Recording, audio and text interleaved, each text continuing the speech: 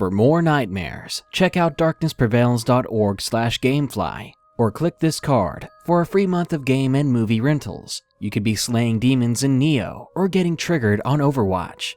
Why wait? That's darknessprevails.org/gamefly. Thanks. Does anyone need some extra cash? Because I need someone to be my babysit for me. Yeah. This world is a strange one. I think most of us at one point have babysat, whether that means watching over some pets or your own siblings, or even getting some extra cash on the side to look after someone's kids. Sometimes people are willing to pay to get a break, and that's when they hire a babysitter. But when you hire or ask someone who could be nothing more than a stranger to look after the ones you care about, your kids might not be there when you get back, or they might be just in pieces. So let's take a look at some of your allegedly true scary stories of babysitting experiences. Sometimes it's just not worth the extra cash when the clown statue starts sweating. But first, I want to hear your creepy Snapchat stories. If you've got one, send it over to darknessprevails.org and it might appear in a future video. Thanks. Now, who's ready to get strangerous? Number 1. The Bad Woman. Submitted by Carrie. I remember when I was in my teen years, I had always babysat my neighbor's granddaughter. I had babysat her from when she was a few months old to when she was about 5 or 6. The experience I had there made me stop babysitting completely. Let's call the child Alyssa. Alyssa always told me everything because I was one of her best friends. She was a very weird kid though. She had no friends and preferred to stay home and draw. I would do the same, but my mom would always make me go to school or go out with her. But as Alyssa grew up and learned to talk, she was talking to things that weren't even there. As with anybody, I of course brushed it off, simply thinking she had developed an imaginary friend. One day, she came up to me and she begged me to cut up an apple for her. Since she had little teeth, she couldn't eat big bites, so I had to cut it up into small pieces. I was almost finished, and she was in the living room watching some Mickey Mouse on the TV. I put the knife down on the counter, and I went to the other side of the kitchen where a glass of water was. I sipped it, and I peered into the living room, only to see Alyssa talking. I didn't think anything of it and resumed cutting the apple. I was almost done with the last slice, when suddenly Alyssa appeared in the kitchen. She walked right up to me with tears in her eyes. I looked down and quickly bent down to her level, asking her what was wrong. "He said to hide the knife. The bad woman is coming," she said. I was baffled and, to be honest, a little creeped out. What kind of kid thought about these things? "Who, Alyssa? Who's he and who's the bad woman?" I asked. Tears streamed down her face as she screamed. Put the knife away, Carrie." I was surprised, and I did what she asked, putting the knife back into the block it sat in. "Carrie, we have to hide," Alyssa said. I looked at her strangely, now genuinely frightened. She whispered and took my hand. "She knows you're scared." I knew my face went pale as the lights began to flicker. I felt like I was caught up in some nightmare. She quickly led me into her room and locked the door. She took us both into the closet and locked that as well. All the lights went out, and suddenly, the doorknob started to jiggle. I began to panic. Was someone in the house? Did someone break in? Is that what Alyssa was talking about? I had to call 911. That's all I could think. I tried to calm down, slowing my breathing, and I listened, and I quickly looked at Alyssa. She was looking up to her right, opposite of where I was, and quietly whispered to no one, "Please don't kill her. Please, she's my only friend." I felt goosebumps cover my whole body. I sat down, and I tried to restrain myself from having a panic attack, from blacking out. All of a sudden, the door swung open. I saw Alyssa cower away. She grabbed my hand hard and would not let it go. All the while, it sounded like a tornado was terrorizing her room. I'd never been so scared in my life. I honestly thought that this was it. Someone was going to kill me. At this point, we were both crying, and I covered my mouth. Just don't move, I thought. Then the closet door began to shake, just like the door handle before, and that's when I saw who was doing this. I saw a woman just outside the closet, and I stared right at her, and I nearly jumped out of my skin when she shifted her head and stared right back at me. Then she slowly knelt down to my level, cocking her head to the side and smiling. Her teeth looked disgusting, and she was pale, like she had never been outside. I closed my eyes, waiting for it to be over, waiting for my fate. Then the noises died down, and when I gathered the courage to open my eyes again, the woman was gone. The lights were back on, and I could hear Alyssa's grandma coming into the house, yelling for where we were. I jumped out of the closet, towing Alyssa behind me. When we opened the door to the closet, her room was in shambles. Her bed was flipped over, lamps on the floor and shattered. Then I ran with Alyssa down to the living room. The moment I saw her grandma, I gave her Alyssa's hand, and without another word, I ran out of that house. Ever since then, I haven't been back. I thought I was going crazy. I always wondered how her grandma never saw the crazy woman, and what was making the lights go on and off. But now I know better. I know that that woman wasn't alive. Because the next time I saw Alyssa in town, just by chance, I ran into Alyssa and her grandma.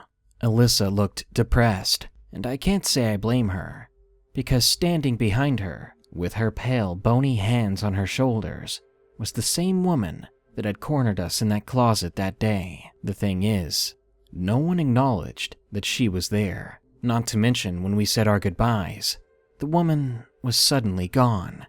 I don't know who the bad woman is, but I do know that I'm scared of the dark now. I'm scared of being alone, and I know it sounds terrible, but I never want to see Alyssa again.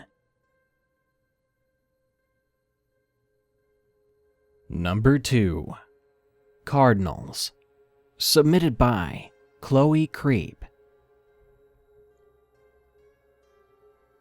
I've been keeping this story up my sleeve for a while now, and honestly, it scares the heck out of me every time I think about it. It's one of my most vivid memories from when I was 13. That was the first summer I was hired to babysit. It was for a family friend, though not too close of one. It was a single mother who had gone through plenty of hardships in her life.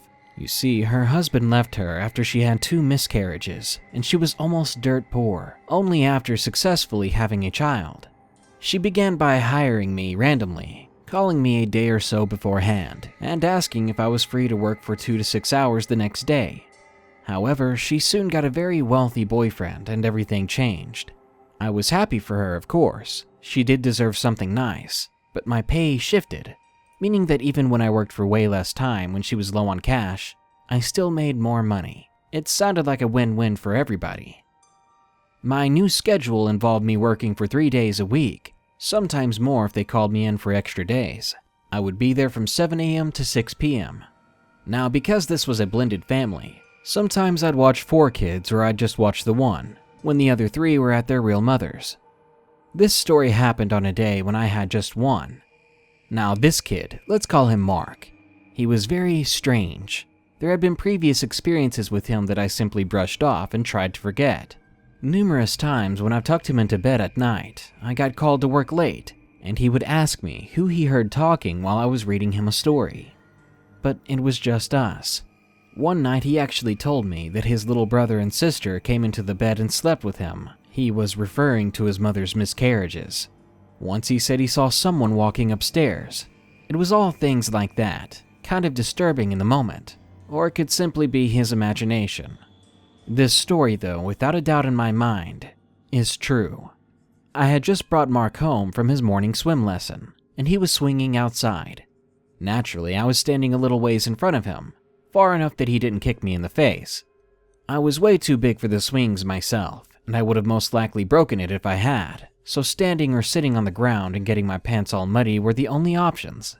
He's chatting it up with me, the normal kid talk and things like that, when suddenly I spot a cardinal. It was a beautiful bird, something I knew that Mark would like. So I pointed it out to him and I said, "Look up there, Mark, it's a cardinal."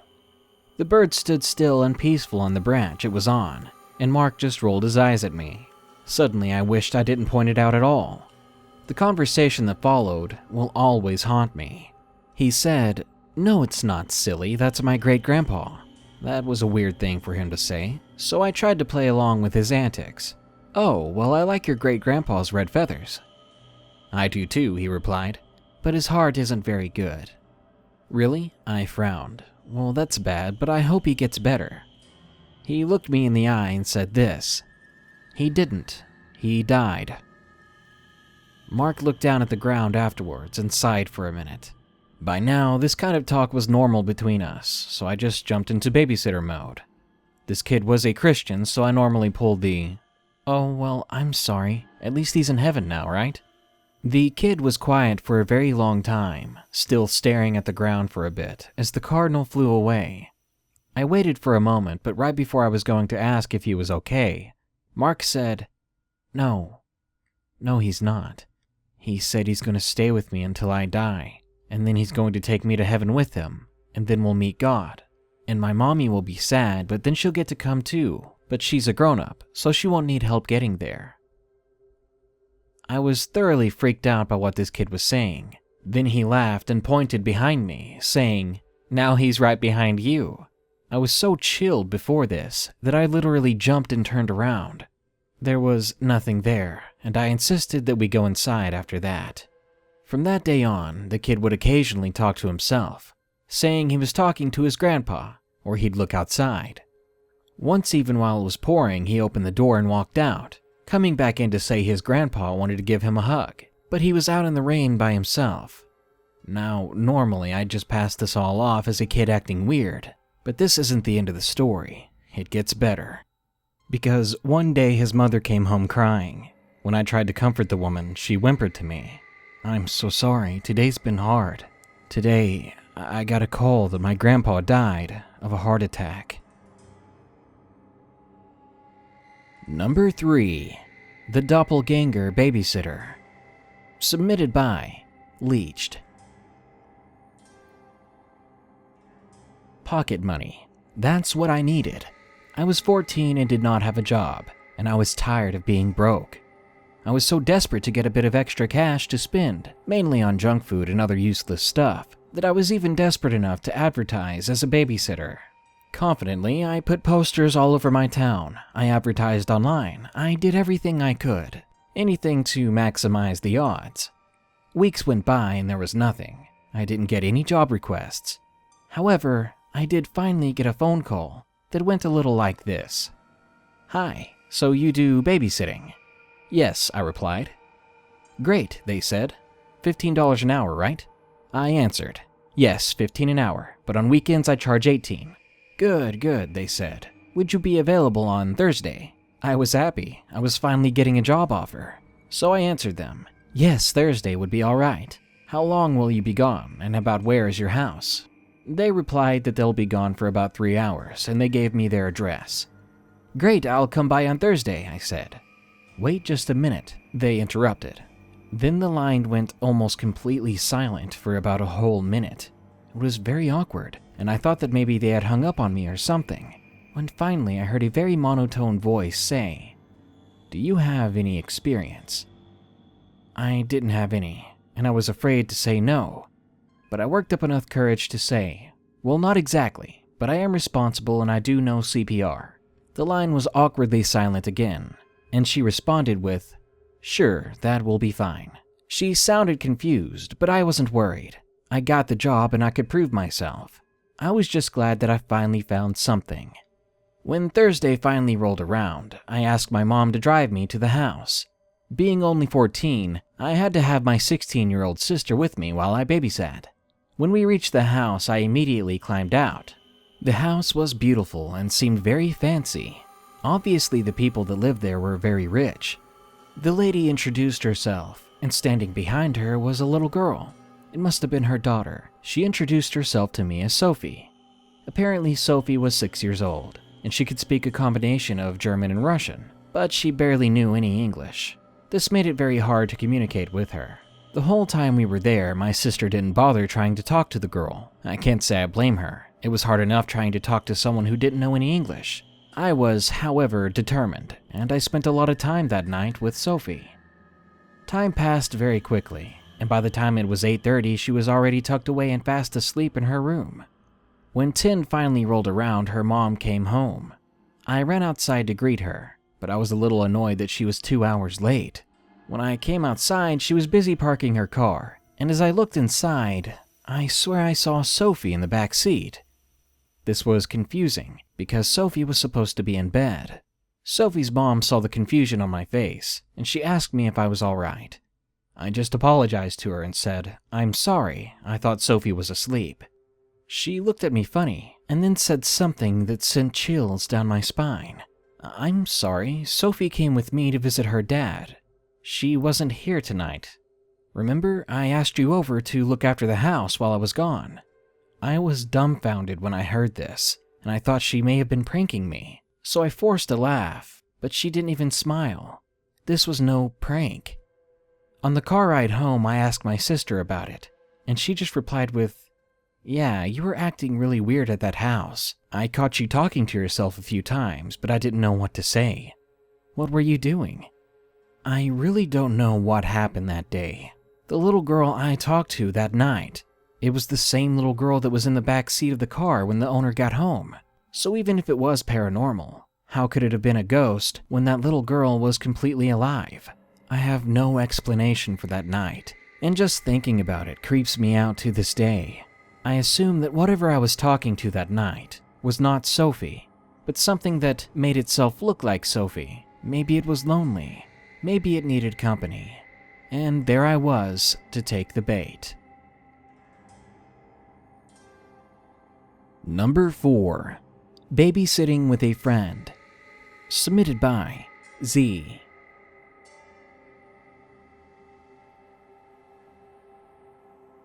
Once, me and my good friend got a babysitting job together. It was for some people that my friend knew personally. The job began at 4 p.m., and it would end at 11 that night. We didn't mind as long as we were getting paid. And besides that, I do honestly love kids, so I was looking forward to it.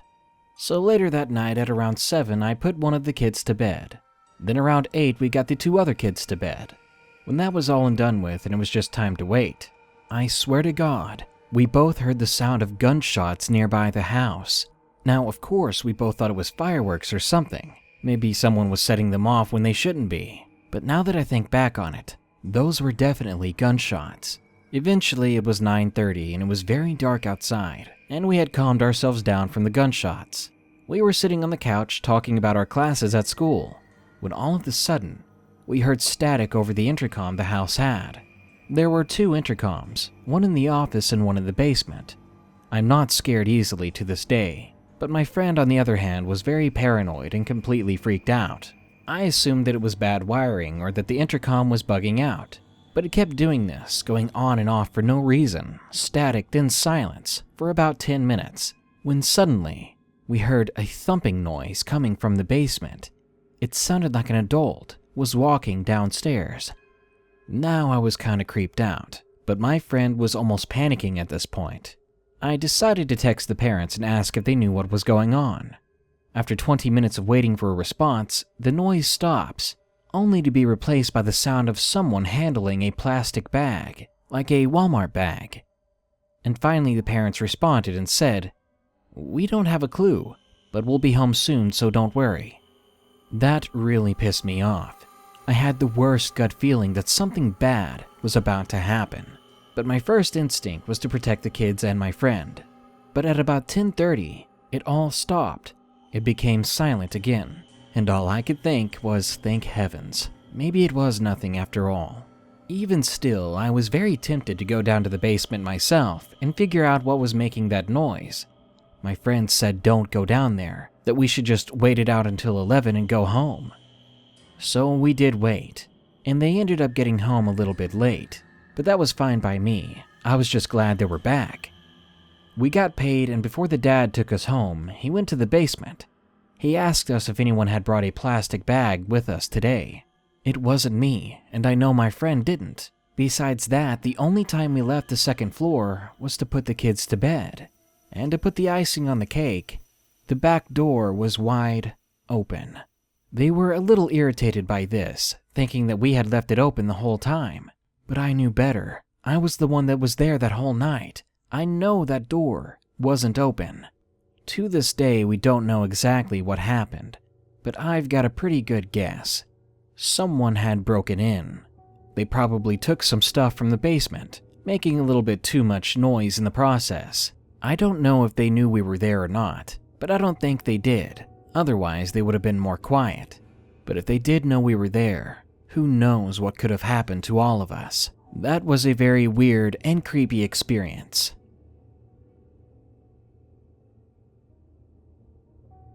Number 5. Imaginary. Submitted by Nautical Nightmaric Gamers. This happened to my cousins about 5 years ago. One of them had just made up an imaginary friend right after his dog died. It was honestly kind of tragic. The friend was called Spike, of course named after the dead dog.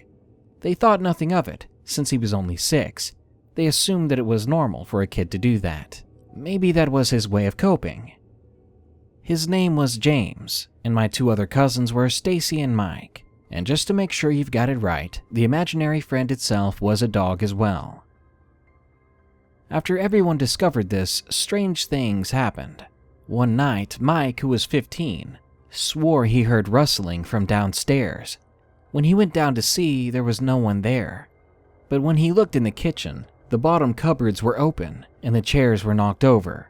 And worst of all, his little brother James was holding a dog lead.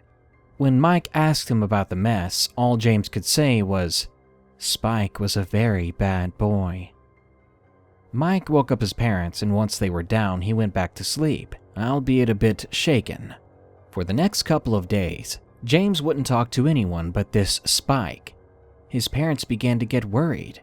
They took him to doctors, but once they arrived, he was back to normal. He was just playing them. One night, a friend of mine named Stacy had friends over while she babysat James at their house because her parents and Mike were at a show. James was in bed, but 2 hours later, he woke up screaming. When she looked over, her heart sank because James had dog bite marks on his arm and he was bleeding. She called her parents and they were home in about 10 minutes. After this, Stacy didn't babysit as much anymore, and James never talked about his imaginary friend. And luckily, probably for everybody, James didn't have any more incidents. But to this day, I want to know what happened. Did he bite himself, or did some spirit that posed as his dog bite him? Number 6. Babysitting Horror. Submitted by MJ. This happened when I was babysitting in 2007. I babysat some kids a few miles away from where I lived. This particular family had a huge house in the middle of the woods, as I remember. It was a really nice place, but all things considered, it was all very creepy. It was old and isolated after all. When I got there, I had to ring the doorbell about 5 times before someone finally came to the door. It was one of the kids. "Mommy's already gone," she yelled at me. "Oh, I'm sorry. Your mother told me to be here at 7:30, and I'm here." Without another word, the kid let me in. I really needed to use the bathroom. As soon as the girl told me where it was, I headed on my way. It was a long walk through a labyrinth of hallways.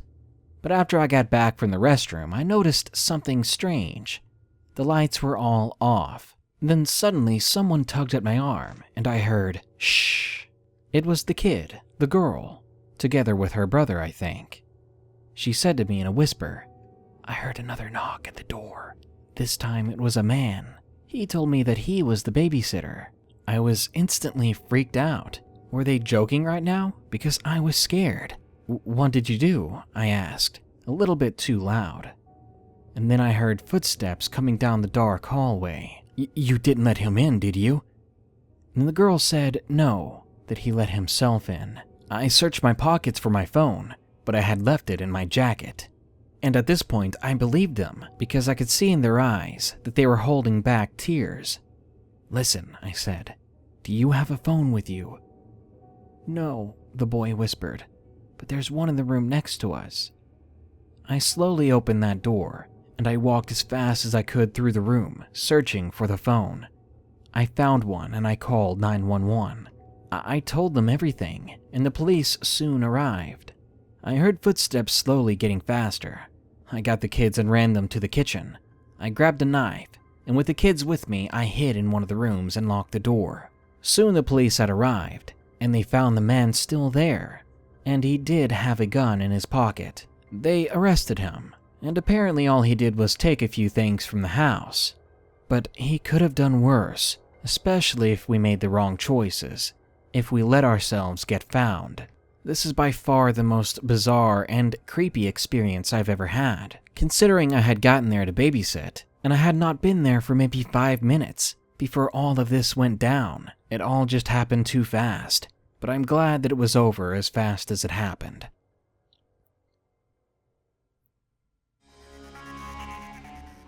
We've all heard that urban legend of the statue at the house where the girl is babysitting. The statue that creeps her out. But it turns out that the family does not even own a statue, because, after all, that's no statue. It's her worst nightmare. After these stories, you might be realizing that babysitting or hiring a babysitter could bring that legend to you. Well, go ahead. Live the nightmare. Invite a stranger into your home. Stay the evening at a stranger's place. Just try to explain those noises coming from upstairs. Good night. Be sure to like, share, comment, and subscribe if you enjoyed the video. And don't forget to send us your true Snapchat scary stories today at darknessprevails.org. Thanks.